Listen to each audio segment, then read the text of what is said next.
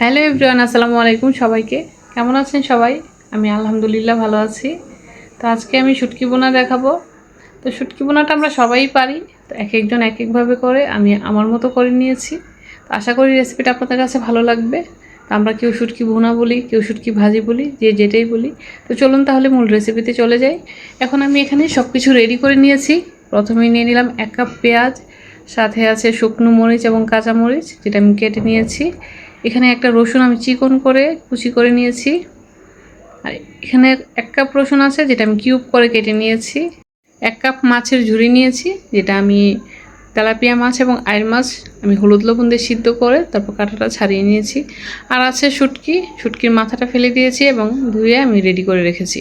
তো এখন একটা বাটিতে আমি নিয়ে নিলাম 1 চামচ লবণ, এটা স্বাদ মতো নিয়েছি। আর দিয়ে দিলাম 1 চামচ হলুদের গুঁড়া, 2 চা চামচ ধনিয়ার গুঁড়া, 2 চা চামচ মরিচের গুঁড়া দিয়ে আমি পানি দিয়ে আমি এটাকে গুলিয়ে নিব।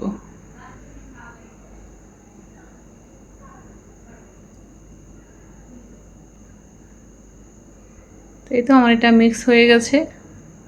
অল্প অল্প করে পানি দিয়ে আমি এটাকে গুলিয়ে নিয়েছি। তো এখন সব কিছু রেডি হয়ে গেছে। আমি এখন একটা ফ্রাইং প্যান বসিয়ে দিয়েছি চুলায়। তো প্রথমে আমি রসুন দিয়ে দিব, যেগুলো আমি কিউব করে কেটে নিয়েছি। অল্প তেল দিয়ে আমি ভেজে নিব। অল্প আঁচে ভাজবো, যাতে রসুনটা একটু সিদ্ধ হয়ে যায় এবং ভাজা ভাজা হয়। এরপর আমি এখানে দিয়ে দিব কুচি করে রাখা রসুন।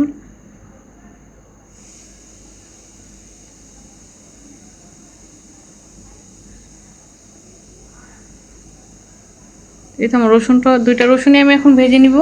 ভেজে তারপর দিয়ে দিলাম 1 কাপ পেঁয়াজ কুচি দিয়ে আমি আরও কিছু তেল দিয়েছি।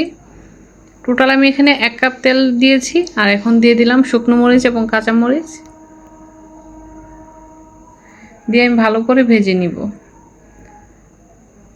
এটা আমার ভাজা হয়ে গেছে। এখন আমি সেই মিক্সচারটা দিয়ে দিলাম, হলুদ মরিচ এবং ধনিয়ার মিক্সচারটা দিয়ে আমি ভালো করে মশলাটাকে কষিয়ে নিব। অল্প আছে নেড়েচেড়ে আমি এটাকে কষিয়ে নেব ভালো করে। তারপর সেই বাটিটা ধুয়ে আমি অল্প পানি দিয়েছি, পানি দিয়ে আমি এটাকে ভালো করে কষাবো। এখন দিয়ে দিলাম শুটকি। তো শুটকিটা দেওয়ার পর আমি অল্প আঁচে যখন রাখবো তখন শুটকিটা সিদ্ধ হয়ে যাবে। সিদ্ধ হওয়ার পর আমি কাঁটাটাকে ছাড়িয়ে নিব।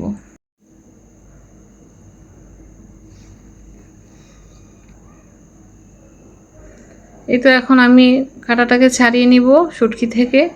এইভাবে কাঁটা ছাড়িয়ে নিলে আর শুটকি ভাজিটা আর কাটা কাটা হবে না, কোনো কাটাই থাকবে না। তো এইভাবে আমি সবগুলোই ফেলে দিয়েছি। তো এখন মাছের ঝুড়িটাও দিয়ে দিলাম, দিয়ে আমি সব একসাথে মিক্স করে নিব।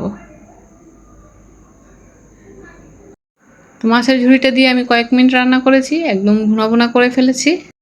এখন আমি নামিয়ে আগে বাটিতে নিয়ে নিলাম। তো এটা কালারটা অনেক সুন্দর এসেছে এবং খেতেও বেশ মজা হয়েছে। আমার তো অনেক ভালো লেগেছে। তো আপনাদের যদি ভালো লেগে থাকে তাহলে বাসায় ট্রাই করবেন।